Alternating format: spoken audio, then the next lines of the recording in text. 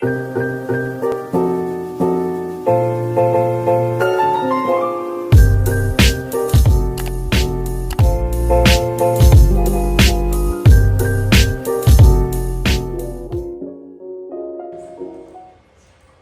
pagi anak-anak semuanya. Pagi. Assalamualaikum warahmatullahi wabarakatuh. Gimana kabarnya semuanya? Alhamdulillah baik. Faye, boleh tolong perhatikan ke depan. Oke, sebelum kita mulai, coba periksa dulu di bawah meja. Gak ada sampah. Terus di samping kiri kanan, alat-alat selain buku, pulpen semuanya disimpan di dalam tas. Faye, Reski. Coba angkat pulpennya. Siapa yang tidak bawa pulpen? Yang gak bawa pulpen itu berarti dia nggak siap untuk berperang. Kalau kita perang kita bawa pedang kan? Oke. Sudah siap semuanya? Siap. Mana suaranya udah siap semuanya? Siap. Baik. Sebelum itu ketua kelas pimpin doa.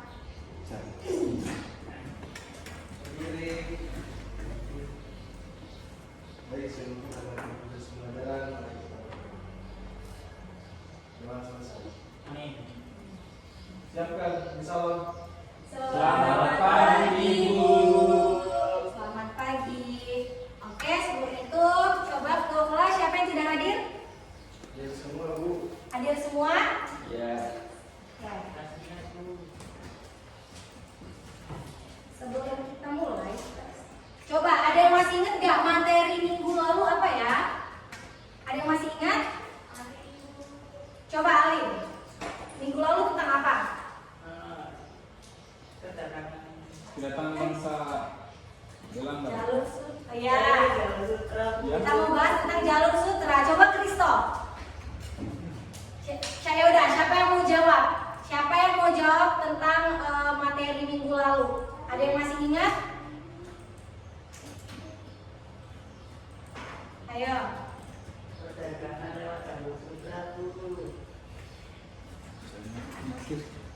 Ayo, siapa yang masih ingat pelajaran minggu lalu?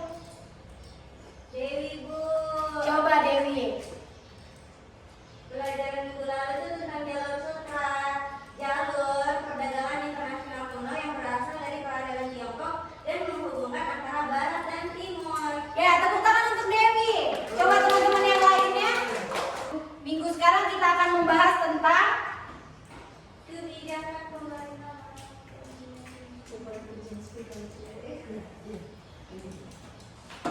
Kita akan membahas tentang kebijakan pemerintah masa kolonial di Nusantara. Kebijakan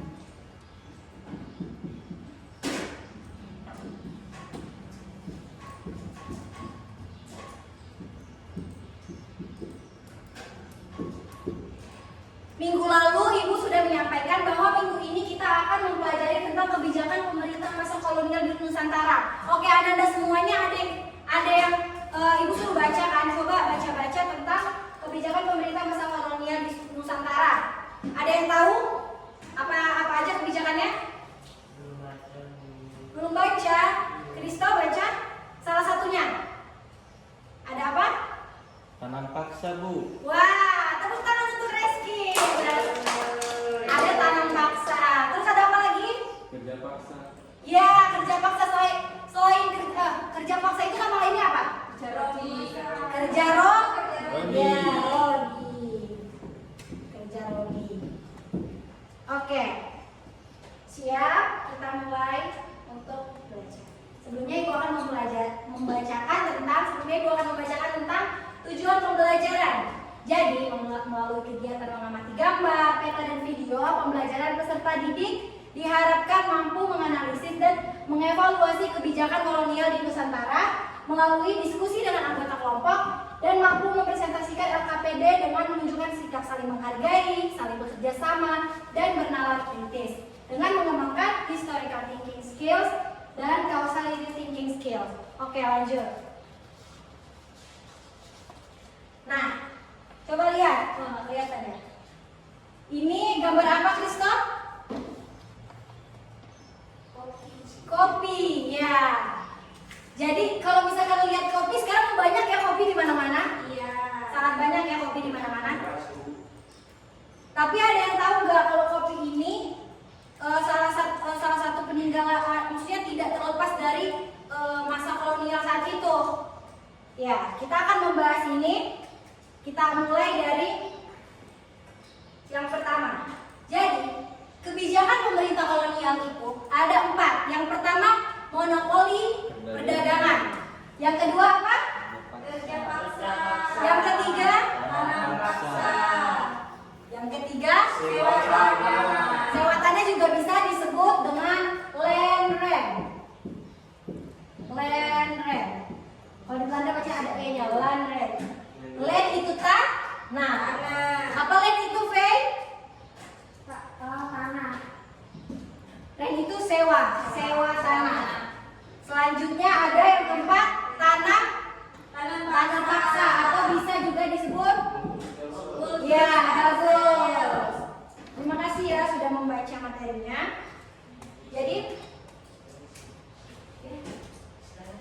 Jadi kebijakan pemerintah pada masa kolonial, pemerintah Belanda menerapkan berbagai kebijakan yang tidak terlepas dari yang berpengaruh, yang berdampak besar pada kehidupan sosial, ekonomi, politik, dan Nusantara. Jadi kebijakan ini mencakup monopoli perdagangan, kerja paksa, sewa tanah, dan tanam paksa. Kita bahas satu persatu ya, dari monopoli perdagangan.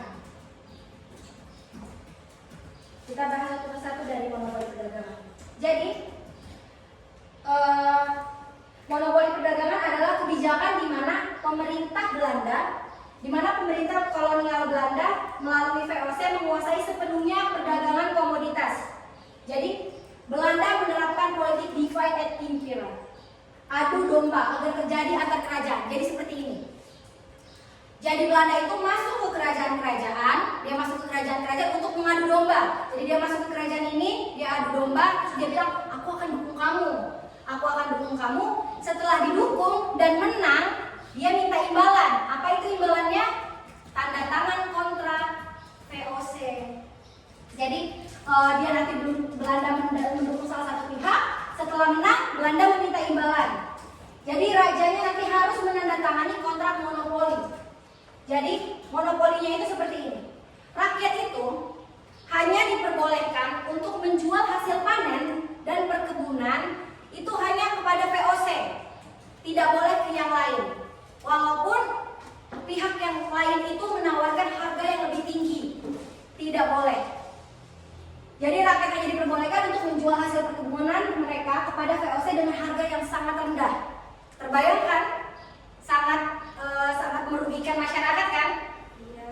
Ya, sangat merugikan masyarakat. Jadi monopoli perdagangan ini dimulai dari awal abad ke-17 setelah berdirinya VOC. Jadi setelah berdirinya VOC adanya monopoli perdagangan. Tokoh-tokohnya yang pertama Cornelis de Houtman, pernah dengar? Ya. Itulah awal mula. Coba Kristo, siapa Cornelis de Houtman? Itu raja berasal dari Belanda. Ya, jadi itulah awal mulanya monopoli perdagangan datang ke Nusantara ya, karena ekspedisinya yang ke Nusantara. Lalu yang kedua ada tokohnya itu Jan Pieterszoon Koen. Jan Pieterszoon Koen itu adalah salah satu tokoh utama yang kebijakan itu sangat keras. Jadi dia yang selalu memimpin ekspedisi militer, di Nusantara untuk mengawasi siapa nih yang perkebunannya di bawah yang tidak dinaungi oleh VOC. Jadi akan ditumpaskan perkebunan tersebut. Jadi anak-anak semuanya, Belanda memonopoli perdagangan dengan berbagai cara. Pertama, Belanda menerapkan politik divide and impera, adu domba agar terjadi peperangan antar kerajaan. Caranya gimana? Gini. Kerajaan pertama, Belanda masuk ke salah satu kerajaan. Dia adu domba dengan kerajaan selanjutnya, lalu dia berpura-pura mendukung salah satu pihak. Setelah menang, Belanda agar terjadi perang. Jadi Belanda itu menerapkan politik divide and impera, adu domba agar terjadi perang antar kerajaan. Jadi Belanda akan mendukung salah satu pihak. Setelah mereka berperang, setelah mereka berperang, Belanda itu akan menyusup ke salah satu kerajaan dan berpura-pura mendukung. Ketika salah satu kerajaan itu menang, setelah menang Belanda itu minta imbalan. Apa imbalannya? Raja harus menandatangani kontrak monopoli. Bagaimana monopolinya? Rakyat hanya diperbolehkan menjual hasil perkebunan mereka kepada VOC dengan harga yang sangat rendah. Jadi rakyat hanya bekerja untuk VOC itu ketika ada pihak ketiga yang ingin membeli dengan harga yang lebih tinggi, tidak diperbolehkan. Selanjutnya, kerja paksa. Kerja paksa atau kerja rodi. Siapa tokoh di balik kerja rodi ini? Seperti yang Ibu jelaskan tadi, yaitu Herman Willem Daendels. Herman Willem Daendels inilah yang kebijakan di mana jadi ditetapkan oleh pemerintah kolonial. Jadi latar belakangnya kerja paksa telah menjadi dari sistem jadi selama kepemimpinan Herman Willem Daendels, dia adalah tokoh utama yang menerapkan kerja paksa.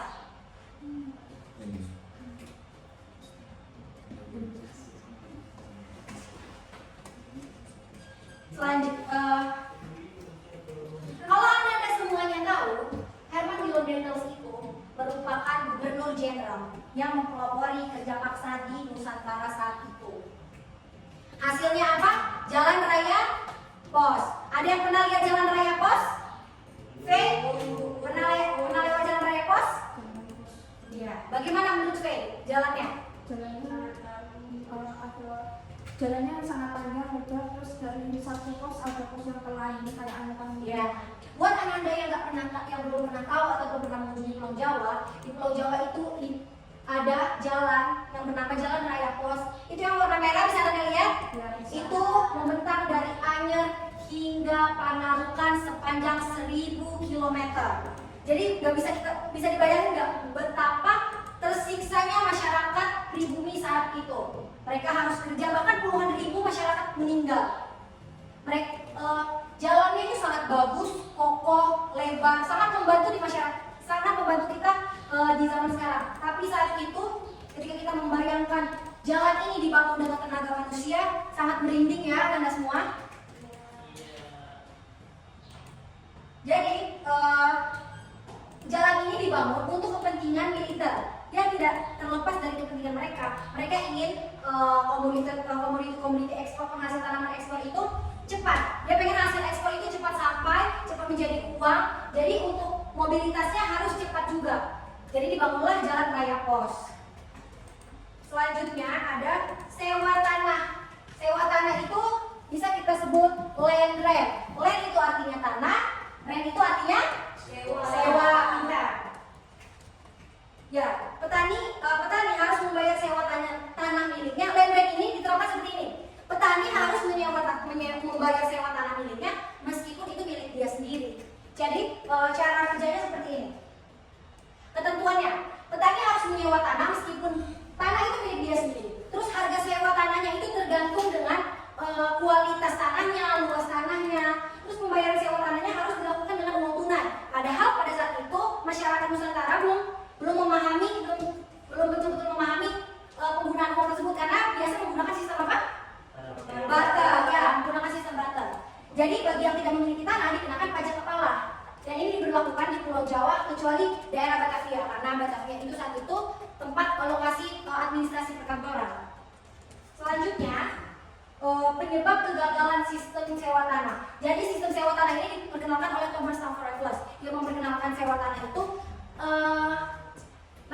ia merasa kalau sistem sewa tanah itu lebih efisien daripada harus membayar pajak tanah. Jadi selanjutnya penyebab kegagalannya sulit menentukan besar kecil pajak bagi pemilik tanah. Terus sulit juga menentukan luas dan tingkat kesuburan tanah dan masyarakat saat itu belum mengenal sistem uang. Selanjutnya yaitu tanam paksa, yaitu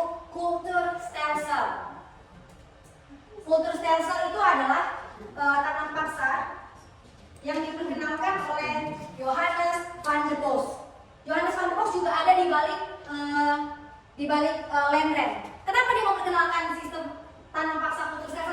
Karena menurut dia land rent itu tidak menghasilkan uang dan tidak menghasilkan uang tapi tidak banyak. Jadi tidak bisa menutupi hutang-hutang kekosongan kas negara dan hutang-hutang VOC saat itu. Lalu saat tanam paksa ini bagaimana tidak menguntungkan? Coba Anda perhatikan. Bagaimana tidak menguntungkan jika aturan dan pelaksanaannya seperti ini? Mereka mengatakan luas tanah 1/5 wajib ditanami apa yang disuruh oleh pemerintah kolonial. Sisanya terserah pemilik tanah. Yang 1/5 ini wajib. Tapi pelaksanaannya seperti apa? Katanya 1/5, tapi lama-lama jadi 1/3, 1/2, jadi setengah. Jadi semuanya akhirnya luas tanah sampai setengah wajib ditanami. Terus katanya kelebihan hasil panen tidak wajib dibayarkan. Contoh, kita itu wajib membayarkan 5.000 sebelumnya. Tapi ketika hasil panennya itu mencapai 10.000, katanya yang 5.000-nya boleh dikembalikan oleh yang 5.000-nya bisa dikembalikan ke petani. Tapi di pelaksanaannya kelebihan hasil panen tidak wajib tetap dibayarkan dan tidak dikembalikan ke petani. Selanjutnya, penduduk yang tidak punya lahan wajib bekerja 66 hari dengan upah. Tapi di pelaksanaannya waktu kerja itu lebih dari 66 hari tanpa upah. Lalu katanya tanah yang digunakan untuk tanaman wajib tidak dikenakan pajak. Katanya 1/5 ini yang disuruh tanam kopi itu tidak perlu memberi pajak kepada pemerintah, tapi faktanya tanah yang digunakan tetap dikenakan pajak. Jadi selanjutnya ibu akan membahas tentang sistem tanam paksa di Minahasa. Bagaimana Reski? Apa videonya bisa berjalan? Jadi sistem tanam paksa di Minahasa itu, kopi itu pertama kali digunakan oleh Bastian Enoch. Jadi Bastian Enoch itu yang membawa biji kopi dari Pasuruan Jawa Timur, dibawalah ke Minahasa ini untuk diedukasi masyarakatnya, untuk diperkenalkan dan ditanam di Reboker. Jadi sebelum adanya kultur sel-sel. Lalu saat datangnya kultur sel-sel, itulah pemerintah kolonial membawa penduduk Jawa untuk mengedukasi masyarakat sini, masyarakat Minahasa untuk bagaimana cara menanam kopi yang bagus, bagaimana hasil panennya, bagaimana cara ininya untuk meningkatkan kualitas panennya dan untuk diserahkan ke kolonial. Nah, lokasi yang ada yang tahu nggak lokasi sistem tanam paksa zaman dahulu di Minahasa itu? Ada yang tahu? Ya, di Rembok dan di Tondano, di wilayah distrik Tomohon. Jadi sangat dekat dengan kita ya. Jadi kopi, ada yang tahu kopi Minahasa? Kristo tahu kopi koyak? Oh, belum tahu kopi koyak, padahal Kristo tinggal di sini ya. Tomohon, wilayah distrik Tomohon. Oke, selanjutnya terakhir apakah sudah selesai dominonya? Wah, kelompok ini juga bagus. Wah, sangat antusias sekali ya Anda semuanya. Itu sangat senang atas antusiasnya. Jangan lupa lembar hasil jawaban diskusinya diisi. Ingat ya, menganalisa apa? Alim, coba dibaca menganalisa apa? Menganalisis, mengevaluasi monopoli perdagangan, menganalisis dan mengevaluasi sistem kerja paksa, tanam paksa, dan lain-lain. Nanti kerjakan. Lalu ini untuk diskusinya ya, dan untuk mahasiswa, untuk tugas individunya, Anda semua pilih salah satu, kerja paksa atau tanam paksa atau land itu dikaitkan dengan sistem di sini di Minahasa, dikaitkan dengan dampaknya di Minahasa. Apakah Anda semua paham dengan instruksi yang diberikan? Paham dengan tugasnya? Baik. Ini nanti minggu depan kita presentasikan sekaligus dengan presentasi tugas individu ya. Iya, baik. Baik, coba rapikan dulu duduknya. Kita sebelum menutup pembelajaran, ibu ingin bertanya. Ayo duduk.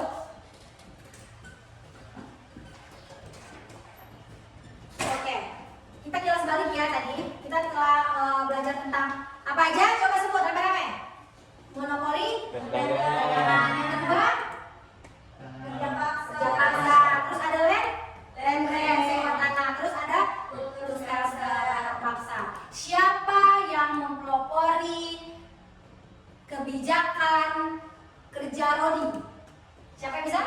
William dan William Bendel. Saya tepuk tangan untuk Dewi. Siapa yang mempelopori sistem land rent sewa tanah? Siapa? Siapa? Siapa? Thomas Stafford Raffles. Terus siapa tokoh di balik kultur stelsel? Siapa? Siapa? Johannes Van. Coba Anda semuanya perhatikan. Setelah pembahasan kita duduk. Ibu akan membahas ulang setelah penjelasan itu tadi kebijakan pemerintah masa kolonial. Ada apa tadi yang pertama? tanam paksa. Monopoli perdagangan. Yang kedua ada kerja paksa. Yang ketiga ada sewa tanah atau land rent. Yang keempat ada kultur stelsel. Oke, sekarang ibu akan mengajak Ananda semuanya bermain domino. Jadi di domino ini clue-nya adalah lihat ada star. Nanti di setelahnya ada jawaban pertanyaan pertamanya, yaitu apa tujuan utama didirikannya VOC. Jadi kalau warnanya hitam, berarti jawabannya juga warna hitam dan di sampingnya ada pertanyaan selanjutnya. Baik, ibu akan membagikan masing-masing kelompok. Ini ibu akan membagikan masing-masing kelompok.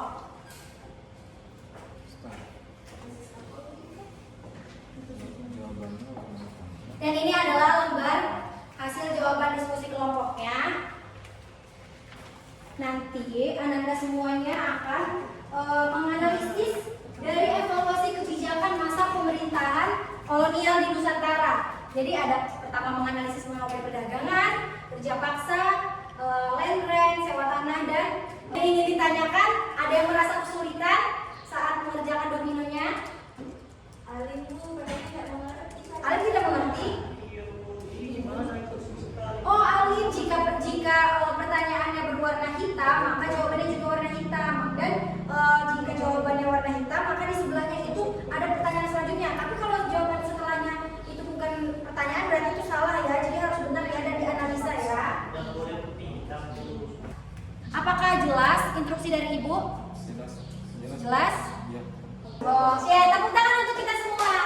Terima kasih ya, Anda sudah semangat sampai akhir pembelajaran. Silakan Dewi kembali ke tempatnya, rapikan dulu mejanya.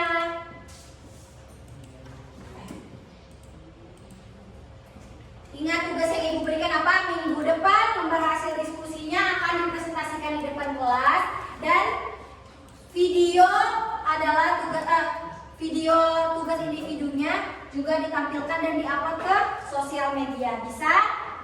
Bisa dimengerti, Fei? Reski? Bisa, Bu. Baik. Minggu depan kita akan membahas tentang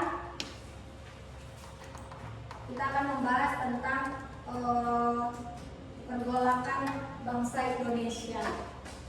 Kita akan membahas tentang pergolakan bangsa Indonesia. Jadi tolong dibaca materinya terlebih dahulu agar saat masuk kelas bisa menjawab dan tidak mengambang ya. Jadi harus dibaca dulu di rumah ya. Tugasnya jangan lupa. Baik, karena waktunya sudah selesai, coba lihat apakah di samping kiri kanannya ada sampah. Bersih, Bu. Sampah, rapikan mejanya. Ayo luruskan barisan, silakan. Kristo, mari kita tutup dengan doa. Diri. Sebelum pembelajaran kita pada hari ini, kita tutup dengan doa. Mari kita berdoa. Doa selesai. Bisa.